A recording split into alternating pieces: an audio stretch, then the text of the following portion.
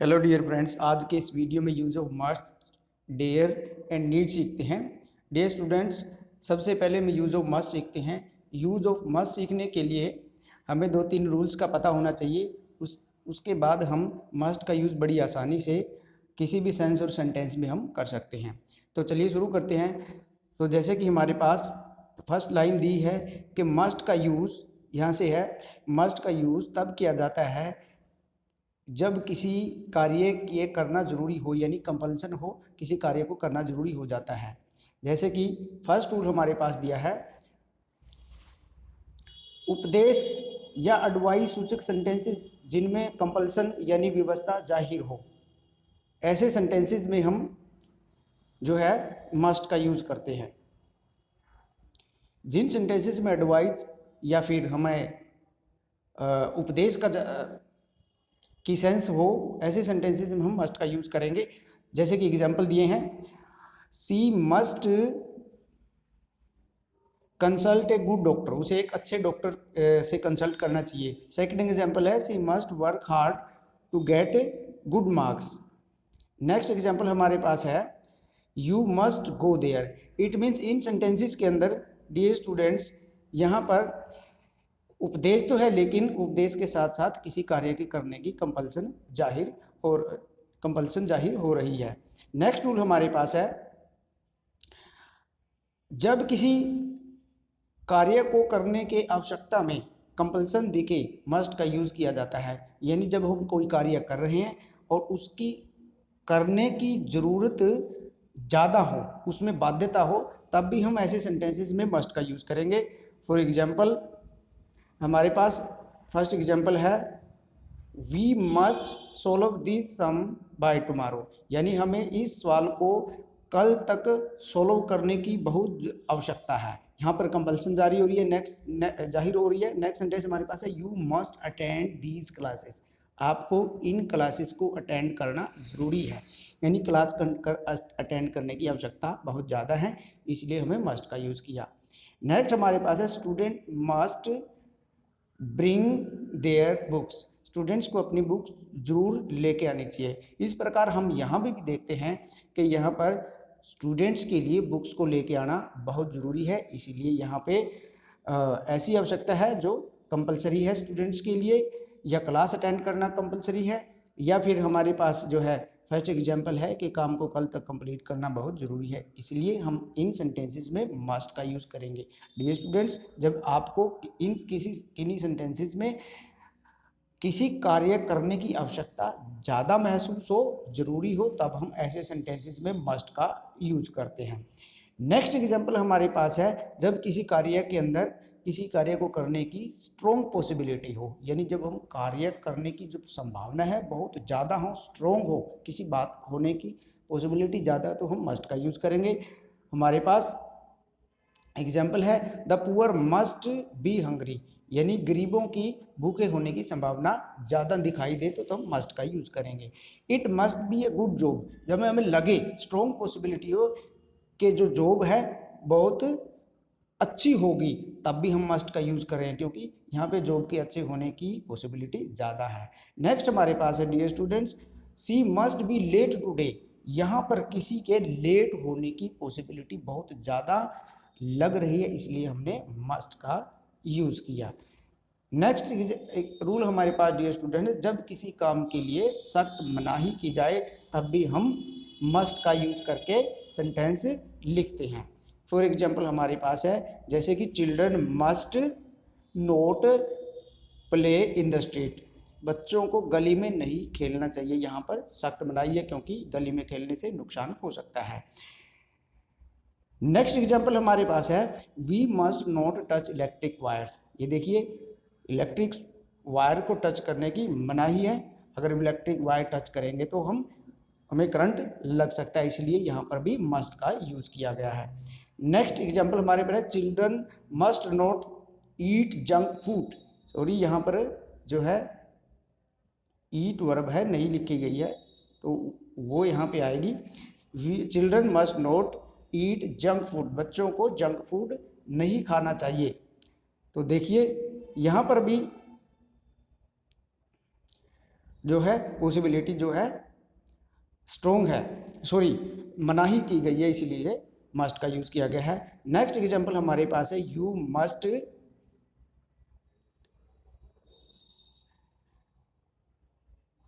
Must not ignore these instructions. आपको इन instruction को ignore नहीं करना चाहिए, यानी निर्देशों को इग्नोर ना करने की मनाही है। तो इस प्रकार से डियर स्टूडेंट्स हम इन रूल्स को फॉलो करेंगे तो क्या है, तब आसानी से हम मस्ट का यूज़ करना सीख जाएंगे। यानी जहाँ पर उपदेश हो या एडवाइस दी गई हो लेकिन उसमें कंपल्सन हो, याद रखिए कि मस्ट का यूज़ करने के लिए किसी भी सेंटेंस में कंपल्सन यानी उस कार्य को करना जरूरी होता है, तभी मस्ट का यूज़ होगा। नेक्स्ट, अगर किसी कार्य करने की कंपल्सन हो लेकिन उस आवश्यकता हो और उसमें बाध्यता यानी कंपल्सन दिखाई दे, तब मस्ट का यूज़ करेंगे। जब किसी कार्य की पॉसिबिलिटी ज़्यादा स्ट्रोंग हो तब भी हम मस्ट का यूज़ करेंगे। आगे है, जब किसी कार्य के लिए सख्त मनाही हो, यानी जहाँ पर सख्त मनाही की जाए किसी काम को ना करने की, तब भी ऐसी ही सिचुएशंस में हम ऐसे सेंटेंसेस में मस्ट का यूज़ करेंगे। नेक्स्ट हमारे पास है यूज़ ऑफ नीड। नीड का यूज़ करने के लिए भी हमें कुछ बातें ध्यान में रखनी होती है। जैसे कि हमारा यहाँ दिया है नीड का अर्थ जरूरत, यानी जब किसी कार्य को करने या ना करने की ज़रूरत हो तब किया जाता है। यानी जब हमें कोई किसी कार्य करने की ज़रूरत है या ना ज़रूरत है तब हम नीड का यूज़ करेंगे। हमारे पास इसके कुछ एग्जाम्पल हैं। तो नीड का यूज़ मॉडल्स में नेगेटिव और इंटेरोगेटिव सेंटेंसेस में ही ज़्यादा किया जाता है। तो डियर स्टूडेंट्स, ज़्यादातर फॉर्मली नीड का यूज़ मॉडल एक्सप्रेशंस के रूप में नेगेटिव और इंटेरोगेटिव सेंटेंसेस में ज़्यादा फॉर्मली किया जाता है। तो इसके एक दो रूल्स है वो देख लेते हैं।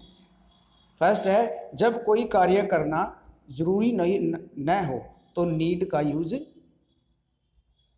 करके हम सेंटेंस बोलते हैं, you need not go to him. आपको उसके पास जाने की जरूरत नहीं है। नेक्स्ट एग्जाम्पल है हमारे पास, you need not open the door. आपको दरवाज़ा खोलने की जरूरत है। नेक्स्ट एग्जाम्पल है, you need not hide now. अब आपको छपने की जरूरत नहीं है। नेक्स्ट एग्जाम्पल है हमारे पास,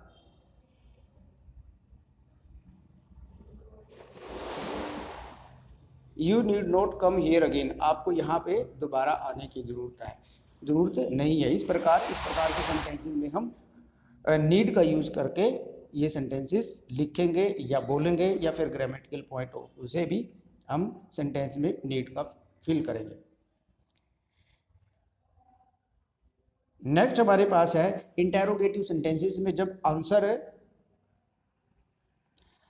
आंसर नेगेटिव हो तब हम नीड का यूज़ करते हैं। फॉर एग्जाम्पल, जैसे कि need you go there now. क्या आपको वहाँ पे जाने की ज़रूरत है? हमने नीड का यूज़ किया तो आंसर देखिए नेगेटिव, मतलब आंसर नेगेटिव सेंस में होना चाहिए। No I need not go there, नहीं मुझे वहाँ पे जाने की ज़रूरत नहीं है। नेक्स्ट एग्जाम्पल हमारे पास है, need she come here again. क्या उसे यहाँ पे दोबारा आने की जरूरत है? नेक्स्ट एग्जाम्पल, इसी का आंसर जो है नेगेटिव जा रहा है। No she need not come here again, नहीं उसे यहाँ पे दोबारा आने की जरूरत नहीं है। नेक्स्ट एग्जाम्पल हमारे पास है, नीड यू से एनीथिंग एल्स। क्या आपको कुछ और कहने की जरूरत है? आंसर फिर नेगेटिव में जा रहा है।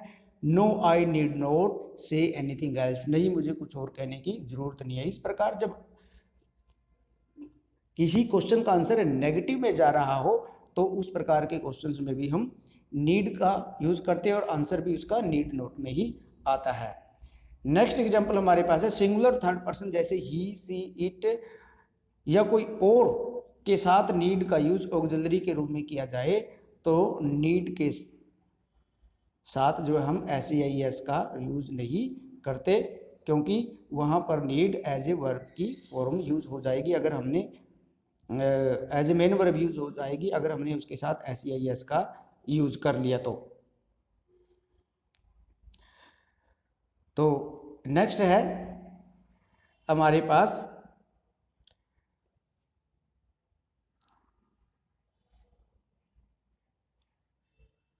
इसी प्रकार हमने इस बात का याद रखना है कि अगर किसी थर्ड पर्सन के साथ नीड का यूज किया जा रहा है और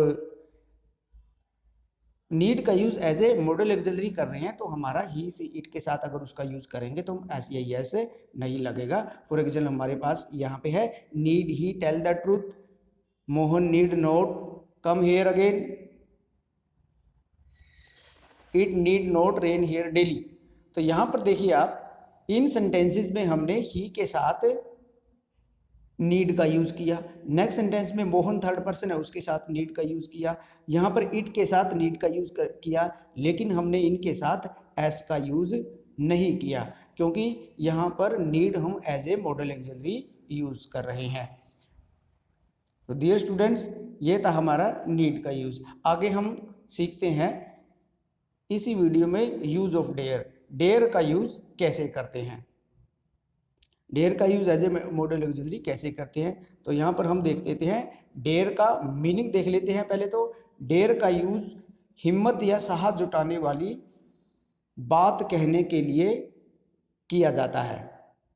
देखिए यहाँ पे लिखा है, अगर हमने डेयर का यूज करना है तो इट मीन्स ये बात ऐसी होनी चाहिए जिसमें हमें हिम्मत या साहस जुटाने की बात कहनी हो। डेयर का यूज आगे देखते हैं कैसे किया जाता है, इसके रूल्स है। डेयर का यूज नेगेटिव, इंटेरोगेटिव और डाउट शो करने वाले सेंटेंसेस में किया जाता है। नेक्स्ट है हमारे पास, इसी प्रकार से देख लीजिए, लेकिन इस सेंटेंस में साहस या हिम्मत जुटाने का भाव ही होना चाहिए। यानी जिन सेंटेंस में हिम्मत या साहस जुटाने का भाव होगा और वो सेंटेंस नेगेटिव, इंटेरोगेटिव या उनके अंदर डाउट शो करने की बात हो, तब हम ऐसे सेंटेंसेस में हम डेयर का यूज करेंगे। तो देखिए इसके एग्जाम्पल हम देख लेते हैं। हमारे पास है, I dare not go out at night, मैं रात को बाहर जाने की हिम्मत नहीं करता। यहाँ पर हिम्मत की बात हो रही है। You dare not speak before him, आप उसके साथ बोलने का साहस नहीं कर सकते। नेक्स्ट है, how dare you abuse me, मुझे गाली देने की हिम्मत कैसी हुई। नेक्स्ट एग्जाम्पल हमारे पास है, how dare you come here again, यहाँ पर दोबारा आने की हिम्मत कैसी हुई। नेक्स्ट सेंटेंस है, no one dare tell lie before my father. इस प्रकार से यहाँ पर इन सभी सेंटेंसेस में डियर स्टूडेंट्स, इन सभी सेंटेंसेस में हमारे डेयर यानी साहस जुटाने की या हिम्मत जुटाने की बात हुई है, चाहे वो इंटेरोगेटिव हो चाहे नेगेटिव सेंटेंस हो, इसलिए हमने ऐसे सेंटेंसेस में हम डेयर का यूज करते हैं। तो इसके लिए आपको क्या करना होगा, आपको सेंटेंस की सेंस देखनी होगी, सेंटेंस में सेंस कैसी है, तभी आपने डेयर का यूज करना है। अगर हिम्मत या साहस जुटाने की बात है और वो सेंटेंस नेगेटिव है, इंटेरोगेटिव है, तो आप उनमें डेयर का यूज करेंगे। एक और मेन पॉइंट आपके लिए यहाँ पर दिया गया है जो बहुत ज़रूरी है नोट करना डियर स्टूडेंट्स।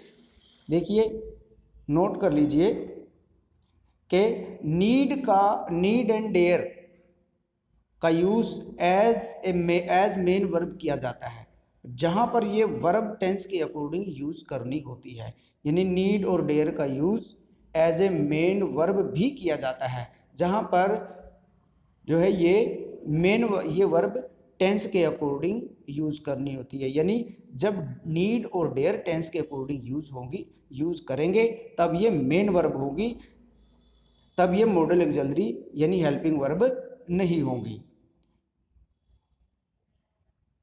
इसके एग्जाम्पल देख लीजिए, यहाँ पे देखिए हमारे सामने एग्जाम्पल है, you did not need to tell lie. यहाँ पर देखिए did not need to tell lie है। अगला सेंटेंस देखिए, he needs to work hard now, अब उसको अभी मेहनत करने की जरूरत है। नेक्स्ट सेंटेंस देख लीजिए, Max does not dare to tell लाई।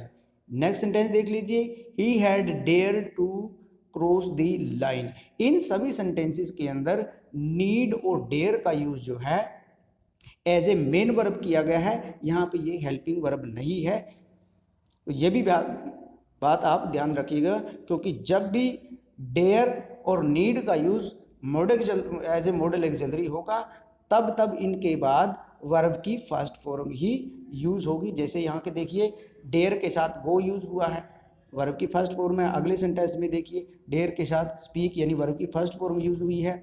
आगे देखिए डेयर के साथ अब्यूज यानी वर्ब की फर्स्ट फॉर्म यूज हुई है। तो यहाँ पर डेयर जो है एज ए हेल्पिंग वर्ब है, या कह लीजिए कि मॉडल एक्सिलरी है, या भी यहाँ पर एज ए मेन वर्ब इसका यूज नहीं किया गया है।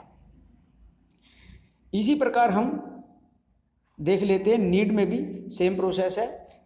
तो देखिए यहाँ पर हम नीड के साथ यानी गो, देखिए नीड के साथ हमने गो का यूज़ किया, वर्ब की फर्स्ट फॉर्म है। यहाँ पर भी नीड के साथ नीड नॉट गो वर्ब की फर्स्ट फॉर्म है। नेक्स्ट सेंटेंस में देख लीजिए, need she come here again, यहाँ पर कम वर्ब की फर्स्ट फॉर्म है। अगले सेंटेंस में भी सेम प्रोसेस है। और आगे देखिए, नीड यू से यहाँ पर वर्ब की फर्स्ट फॉर्म की यूज हुई है। आगे भी नीड के साथ जो है वर्ब की फर्स्ट फॉर्म ही यूज हुई है। इट मीन्स यहाँ पर नीड और डेयर इन सेंटेंसेस में as a helping verb use हुए हैं, इसलिए इनके साथ वर्ब की फर्स्ट फॉर्म यूज होगी। अगर डेयर और need as a helping verb या मॉडल एक्सिलरी यूज हो रहे हैं तो उनके डायरेक्ट बाद वर्ब की जो है फर्स्ट फॉर्म का यूज किया जाता है।